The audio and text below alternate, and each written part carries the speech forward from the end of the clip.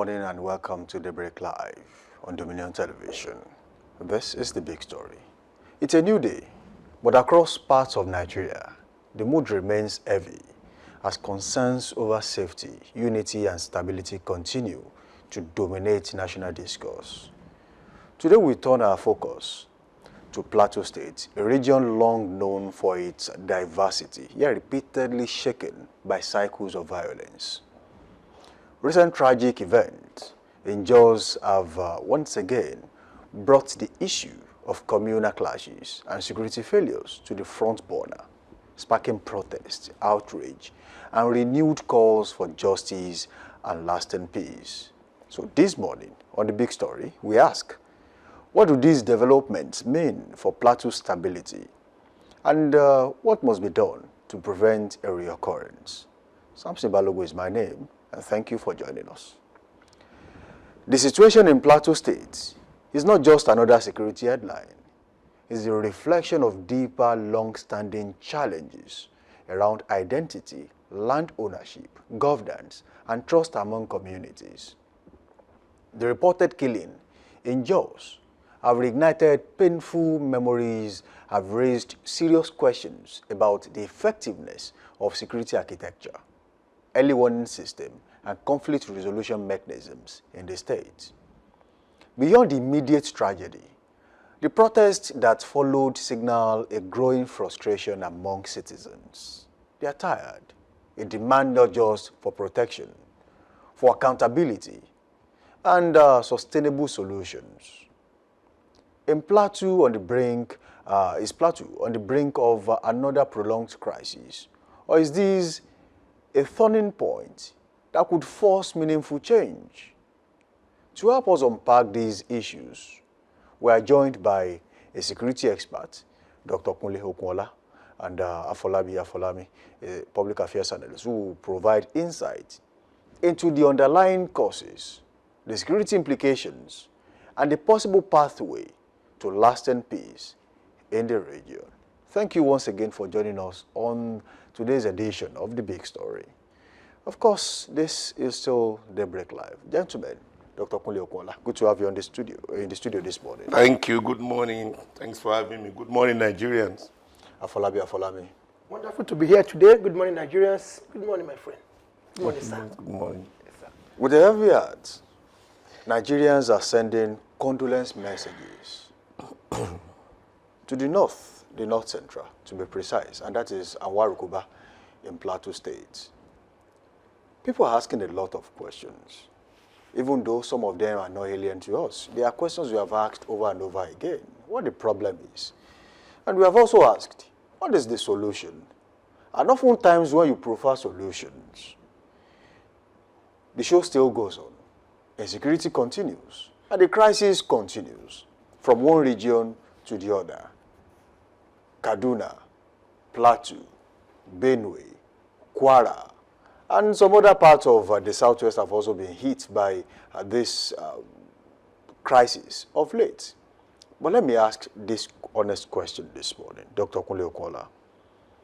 As a Nigerian, you saw what happened in Anwarukuba, and you saw how they have revolted despite the curfew.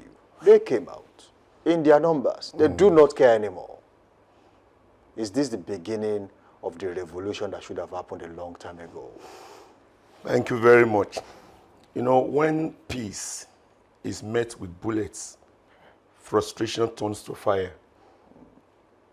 The situation of Nigeria is getting very, very critical. Very, very critical. And everyone that loves Nigeria should be very concerned. In October 2025, United States President Donald Trump designated Nigeria as a country of particular concern over continued killings. You know, earlier this month, the president and his flamboyant entourage made an historic state visit to the UK. Many Nigerians have strongly criticized President Bola Tinubu's March 2026 trip, to US, because they believe that the trip was insensitive on the part of the president, wasteful, and a mere attention-seeking diplomacy, because it coincides with the deadly terrorist bombings in Maiduguri that killed at least 23 people. It shows a lack of empathy on behalf of the president. Many people believe that the president could have rescheduled the London trip because of the terrorist attack in Borno State. That even if the president should, still want to make the visit, why don't you just stop over in Maiduguri and personally sympathize assess the situation? Yes, and sympathize and empathize with the people, And even if you are not going to do that, why don't you make a live broadcast, to be broadcasted? This will show that the president is concerned. And just last week, the International Terrorist Index rankings of nations came out. And guess what? We discovered that Nigeria is ranking as the fourth, most terrorist-affected country globally in 2025, compared to our sixth position in 2024. Pakistan topped the index, followed by Burkina Faso in second position, Niger Republic, and here we have Nigeria in fourth position. And this shows that things are getting worse for us as per security. And you know that if security is not ascertained in any place, there can't be any development. There can't be infrastructural development. There can be, forget about all the visits to Turkey, to United Kingdom. There is no sane investors that will want to bring, his money into a nation that is full of chaos. Nobody will want to do that. And it's that time we began to tell ourselves the truth. Nobody will help us build this nation. We're going to build this nation by ourselves. The leaders of Turkey and the people of Turkey built Turkey. That's why it is today. The leader of United Kingdom and the people build United Kingdom. Same with, America. So we cannot think that this foreign nation will help us to build a nation.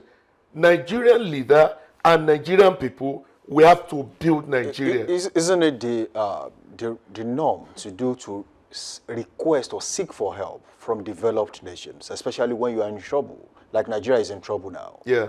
Is it a crime that the president has reached out to countries like Turkey, like the United Kingdom, like Russia, United States for help? He knows Nigeria is in trouble and is reaching out to help. Is that a crime now? You cannot expect another nation, especially those that have interest in your natural resources, to help you build your nation. Isn't that 1989? Isn't that meant to be sacrificed? 1989, for the peace of Ibrahim the people? Babangida went to UK, and a lot of promises were made. Bilateral military agreement and cooperation, and prosperity was promised. Where is the prosperity promised? Where is it? The president, since he came to power, has made about 51 visits to France and about 31 visits to UK. What has it yielded? The agreement to reach at Turkey, what has it yielded? What has it yielded? The point is that you have to keep your home first. In Yoruba, they say that that is, the owner of the load will carry it. You can't stand like this with your load and expect somebody to carry it from the ground and put it on your head. So is it safe to say, before I go to Afolabi, is it safe to say Nigeria is not doing enough at this time? Nigeria is not doing enough. About 420 communities of Plateau State have been ravaged by terrorists and bandits since 2015 to 2025, leading to killings of 11,470 people. That was what the before I go to governor said. Afolabi, the state has always been known for communal clashes. And this is not the first time. It has been in existence for a long time. So can we, Afolabi, can we now start talking about crimes in the country without coloration of ethnicity or religion? Well, we want to talk about crime in Nigeria, talk about the making of the people in Nigeria. You see, we talk about communal crisis, where we talk about disagreement in land issues, talk about people want to infringe into your lands, we talk about religious crisis. These are the crises that have added up to what we are seeing today. We understand at the time, some people felt that their channels of movement from the north to the south has been blocked because they rear their cows. This is how they walk from the north down to the south. They hardly take buses. They don't put their cows there. They graze down from the north to the south, and it has been blocked. And so wherever their cows even pass through, it becomes their own. They want to claim territory. They want to claim ownership. And these are why people will revoke over it and say, no, you are just a visitor. You are just a passerby. This is not your territory. This place belongs to us, and crisis will emerge from there. Right now, which you are also seeing it, and that is what is going on. And you know, some people, like the Northerners, will stop at the particular point and give it a name, Sabo. And our people will shift away from the place, and they dominate. And in 10, 20 years, they want to claim ownership. And another way is the crime. We cannot talk about crime without talking about all this. And these are the factors that we fail to address, and leaving aside and looking eyes for other things. Right there, our brother was talking about bringing in expertise, bringing in investors from overseas, talking about visits to countries where you felt you can get investment, you can gain support, and no sane man will come to a country where things are not in order. No same person will come and invest where there are crises. Even the man Dangote could not put up the depot in his own country, in his own state. He has to bring it out to the south. We used to have a depot in the north. There is no one in the north before now, but right now where it is, the man could see that the only best place to cite such thing is in Lagos, and why other places are left behind. If you travel out of this country, if you travel within this country, living in Ibadan now, to going towards Kwara, Kogi, and you will start seeing like as if you are going to desert, because people have run away from the place. Our government have so much been doing nothing, absolutely nothing. I said nothing because I've not seen the impact of what they are doing. Can you imagine when the president traveled to UK, the Minister for Defense was also in UK with him? I asked myself, you just opened the door for the thieves. You have opened the door for crime. Now, the Minister of Defense was there on an assignment. In UK? Nigeria had an MOU with the United Kingdom on security. And the best person in that position to sign the MOU was the Minister of Defense. So what would he have done differently? At the same time, we were having bomb explosion in Maiduguri. Ribadu was there also. Ribadu was there also. I don't understand the way we handle the country. I asked myself, what will be of Nigeria in the next 20 years? I was not very young when we were talking about during the military era, and we talk about Vision 2020, Vision 2000, Vision, all this vision. Before we go forward, let's listen to the Plateau State Governor, Kele Muftuang. He was there at Awarukuba, and he had a lot of things to say. And shortly after, we'll talk about what he said and how he went there. It's a big one, and we'll be back shortly.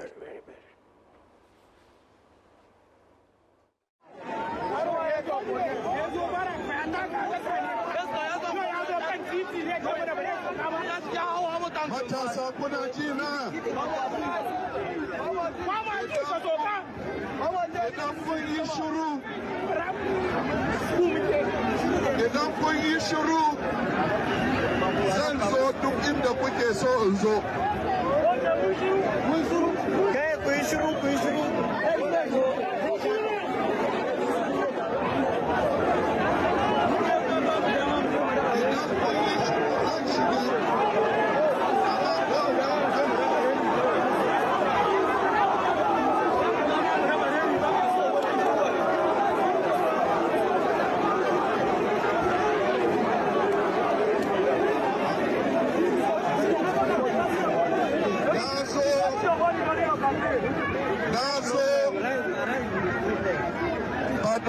wuce so ba domin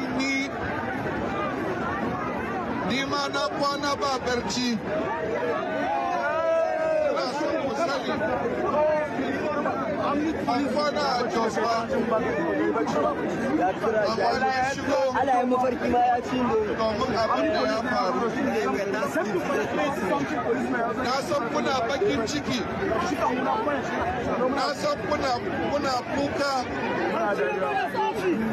Ni ma ina kuka. Amma ina son ku yi hankuri mu saurare juna.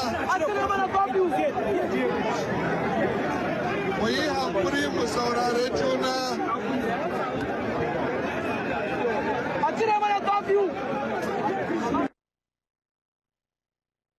All right, that was the governor of Plateau State, Excellency Caleb Mutuang. He was at the scene, but he was there differently. Not the usual mode of transportation you would expect from a governor. That for me, it says a lot about what is going on in That itself is an Plateau insecurity. State. It shows the weakness and the level with which security in that state has deteriorated over time. Yeah. And if the governor is that scared, with the number of aides he has, security aides, then there's a crisis on our hands. Dr. Kunle Okola. Yeah. Plateau State is a state known to be volatile. Yeah. It has been there for a long time. Yeah. There are early warning signs of conflict Yeah. that could have been managed before it got here. Yes. But unfortunately, it wasn't. Now we have this on our hand. Plateau State had gone to rest for some time. We were hearing Benue, Yeah. maybe Niger, in some cases Borno, and then we have something like that in Kwara too. But then all of a sudden, is it political that they have awakened the sleeping crisis in Plateau State? But most of the crises that we have in this nation, we cannot eliminate political undertone to it. We are moving towards election. You know, so many things will be happening. You know, I ask myself if it's just about, you know, a farmers' herders clash about grazing. Our leaders travel abroad and they see. How grazing is done in yes, those I places. personally, you know, was in UK sometimes, and I went to see how grazing, you know, is being done by the government.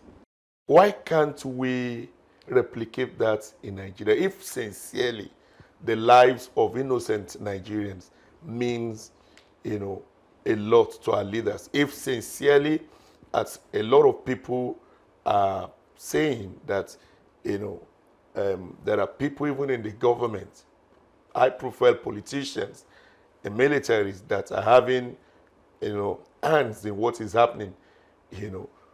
So it's more than farmers' herders. It's more than communal clashes.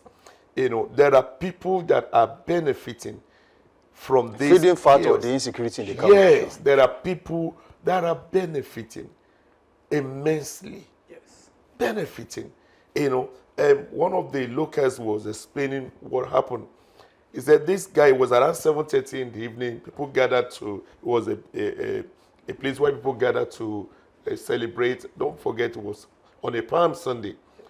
And, you know, these terrorists or bandits or non-gunmen, whatever their name is, came on motorbikes.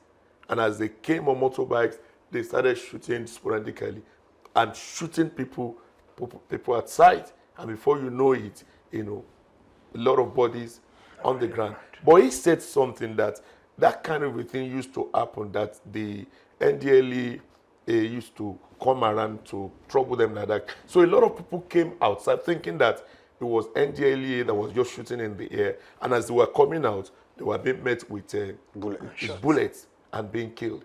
And it went on for like, you know, 45 minutes. And they went away. It wasn't until they left that the police, as usual, you know, that they came on site and there were bodies So what brings the police so late to the crime scene? That is the custom. That is the operational method. If you look at all the incident that has happened in Kwara State, they'll come, but they'll come late. They will come late. It shows that there are saboteurs. Is something off? Do you think something is off? It's obvious. This is not a rocket science. This is not rocket science. This is not physics. At all. All right? Something is hidden somewhere. Yes. Give them room to operate. They finish operation, you can go. There's communication going on. You understand? We shouldn't be where we are as a nation. Nigeria. This is Nigeria that United Nations depended upon. Years back, whenever there was crisis in any part of South and East Africa, that Nigerian army and police would go, peacekeeping mission. Peacekeeping mission. And they were in Monrovia, Liberia. And they did very well. Recently, they were in Benin Republic. Yes. We brought down Chastelo. Very well. We were in Cordova. You understand? Yesterday, I was immediately the terrorist ranking, nations ranking came up, and Burkina Faso was number 2. Imagine. Immediately, within a week, the leader of Burkina Faso set up 43, information gathering centers, all right, in Ouagadougou and many parts of Burkina Faso, to the extent that all the bushes, all the forest, they are being viewed at those centers. That even when a pin dropped, you will get it. That they don't need to send soldiers to go and, kill terrorists again. They send drones. That is Burkina Faso.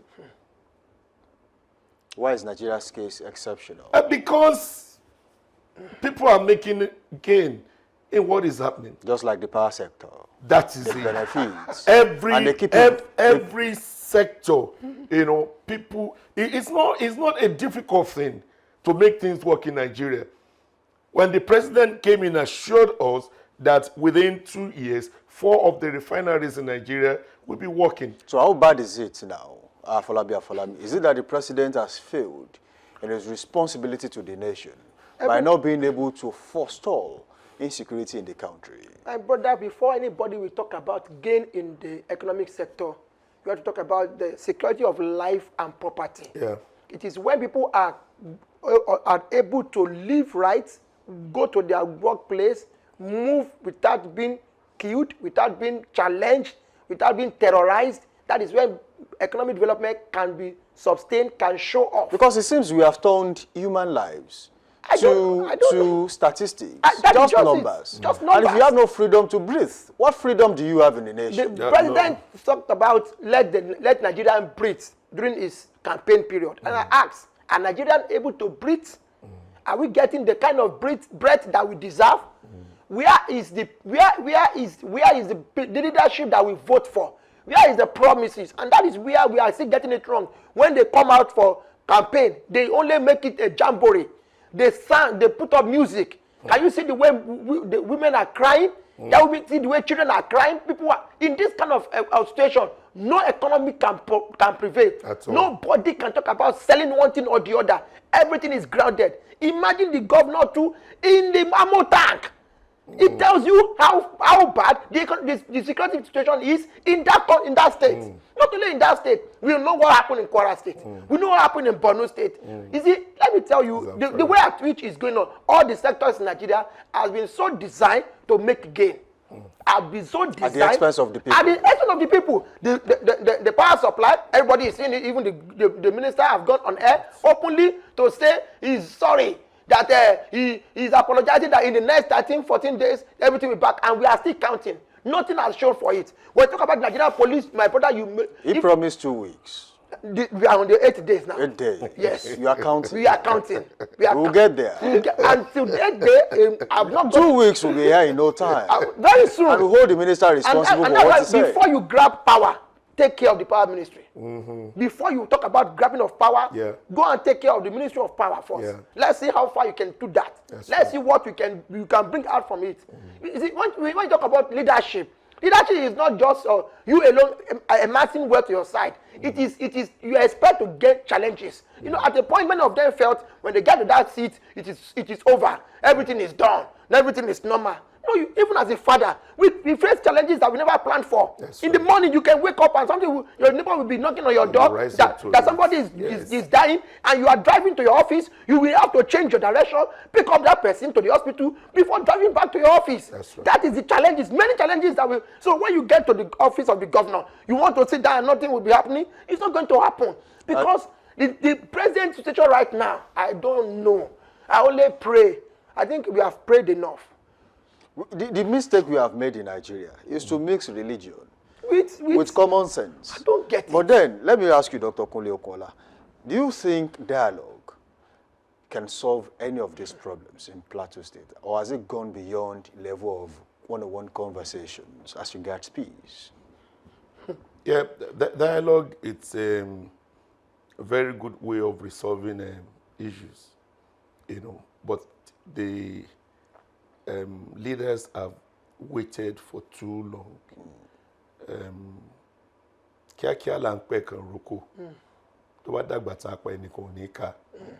You know, we have allowed this tree to grow so big and has spreaded so many tentacles. The roots are far Is gone. it a woman that has become a widow Just overnight without any premonition of anything bad happening that you want to sit down and talk to? How do you want to compensate, you know, children that become fatherless, motherless all of a sudden?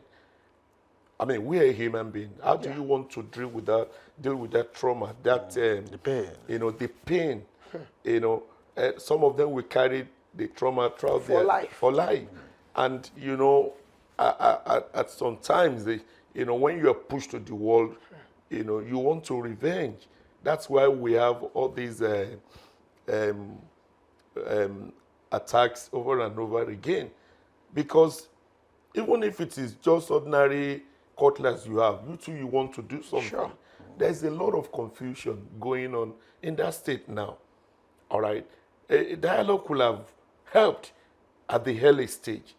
But now it has come to a point that the government have to come in and take a stance. Let's root out the people. And you know, the dimension, when I look at it, it used to be the suburb of Plateau State. But now it's in Jos. It's in Jos, very close to University of Jos. That the University of Jos have to, you know, postpone the examination that is supposed to start on Monday. And ask the students to go home. You remember the other time that it happened in that place, that the governor of Jos State had to, you know, move to Jos, Plateau State, you know, with the commissioner of youth and whatever, with some police and armed forces to take Jos State indigenous back to you understand? It's another dimension now, and the defiance of authority is another thing that is alarming. The governor, who is the authority of the state, came and said, who was meant to be a signal of strength to the people. To the people. Was not a signal of weakness. Said 48 hours curfew. People in defiance came out. I'm telling you. And the police were just looking at them. The army was just looking at them. Kill as many people as you can. And when it comes to that point, when people are defiance of authority, then it's a signal of a failure of the government. Administration. Now, just before we go, we've still got a few minutes on this show this morning. There's a certain man who was on site. His name is Alex Babir. He was there. He recorded a video and made some important points. What does that mean for a nation like Nigeria? It's a very big question. Let's watch that material. And when we return, there's a lot to talk about. people to be killed again and again and again and again. When will it stop? When will you hear the cries of Nigerians, of Christians? You can no longer deny genocide. They're being slaughtered. And you say there's no issue. You will regret what you are doing. Let's go. In Kabul, they just murdered over 10 people. Innocent Christians. On Palm Sunday. Tinubu, where are you? As your people are slaughtered in the night, as you sit in Aso Rock and you do absolutely nothing, you allow your people to be killed again and again and again and again. When will it stop? When will you hear the cries of Nigerians, of Christians? You can no longer deny genocide. They're being slaughtered. And you say there's no issue. You will regret what you are doing. All right, welcome back. That was Alex Babir. He had a lot of things to say. But people would ask questions about how he gets the information about where the attack would happen. It was on site almost immediately after the attack was done. Yes. And he recorded that video. And the takeaway from all of this is, how did he get the information that it was going to happen, that brought him there almost immediately after the attack? 2, what exactly is his role in Nigeria as an informant? Or maybe he's here on a humanitarian basis. And 3, should he be brought in for questioning? Yeah. And a threat to the president of a nation is a threat to the nation. So who is Alex Babir, Dr. Kunle Okola? Shortly. It's quite unfortunate. It's quite unfortunate. There is no Nigerian that can do this in America. Yes. There's no Nigerian. Immediately, he will be arrested. Be arrested and prosecuted, because number one, you are not Nigerian. Number 2, you don't have the... Who made you the spokesperson of the people? The spokesperson on behalf of the people. But when you leave your house unguarded, even ants and rats, reptiles, they flow inside. Yes. And immediately after the broadcast, the United States Congressman Riley Moore has warned that continued attacks on Christians in Nigeria will strain diplomatic relations with the U.S. following reports of a deadly perhaps on the assault. All right. He was on ground even before our Nigerian police was there. According to him, he saw what happened. He saw dead bodies. And maybe that was the first time in his life that he will be seeing somebody, an innocent person, being shot like that. So he was crying out of concern. He's not the one that should be doing this, laying out a threat to the president of Nigeria that Tinubu, you are going to regret it. What audacity has he? But who do we blame? Yeah. Who do we blame? When you have a father who does not really care about his children, other concerned father, we have to father your children.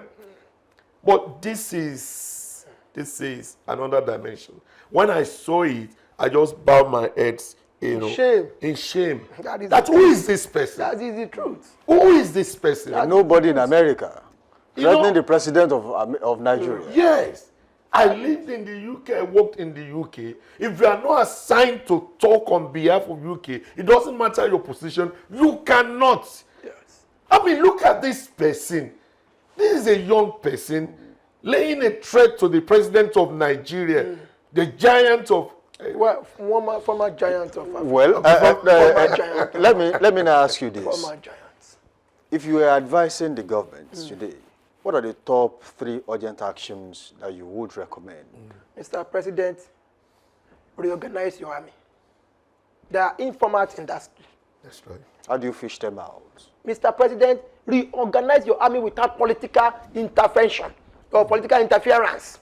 Mr. President, reorganize your Nigerian police because there are moles there. It's obvious. It's obvious that Nigerian army will be directed to go this way, and the terrorists are going the other way. And by that they are coming back, the evil days will have been done. Mr. President, put hope, trust that Nigeria is a place to live in the heart of the people. And that is why Jackpot will continue for any reason. People don't mind go to the mall, go to mall and work outside the country. People are traveling out of the country to go and work in the farm. We have their own farm, is land fallow here.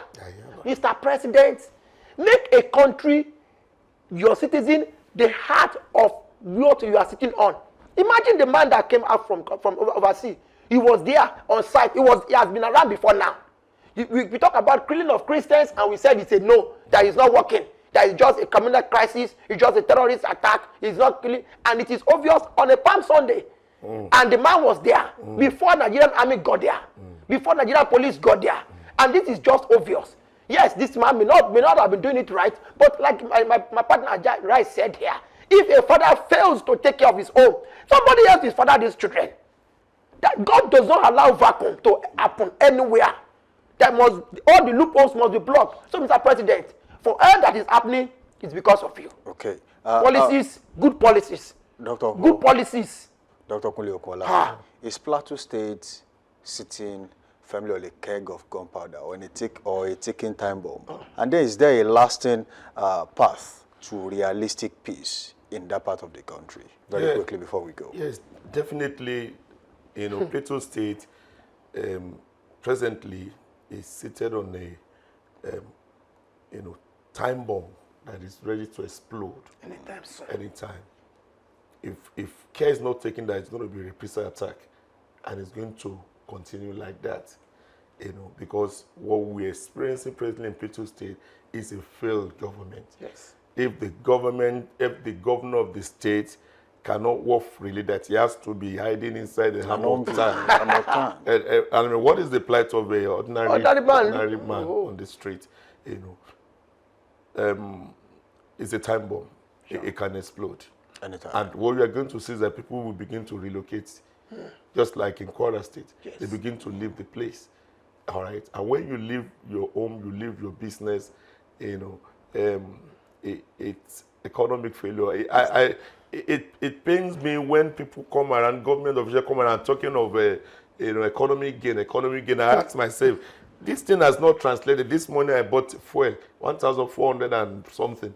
I was like, you put 10,000 naira fuel inside your car, it's not even up to 7 liters. 7 liters. Wow. It's absurd. If I'm going to advise not just the governor but the president, because everything is hanging on the shoulder of the president. How I'm going to say, Mr. President, you are a Democrat. Everybody knows that you know what to do. Yes. I am going to advise, because whatever is being done today, it's become a history tomorrow. Yes. Stop putting politics ahead of people's lives. Okay. Stop putting politics ahead of human lives. And step on toes. You know these people. Sure. Step on toes. Let it be on record that we had a president who fought insecurity. Who fought insecurity tooth and nail. Thank you, Dr. Kunle Okola. Now, we say thank you for joining us on the show this morning. Thank you very much. As we have discussed this morning, the situation in Plateau State goes beyond isolated incidents. Yes. It speaks to the urgent need for proactive security measures, inclusive governance, and genuine reconciliation among communities. The path to stability may be complex, no doubt, but it is one that must be pursued with sincerity, courage, and collective responsibility. We thank Dr. Kunle Okola and Afolabi Afolami for joining us on the show this morning and for sharing their expert perspectives on this critical issue. This has been The Big Story. Of course, keep the conversation going and stay engaged because the future of our communities depend on it. Samson Balogo is my name.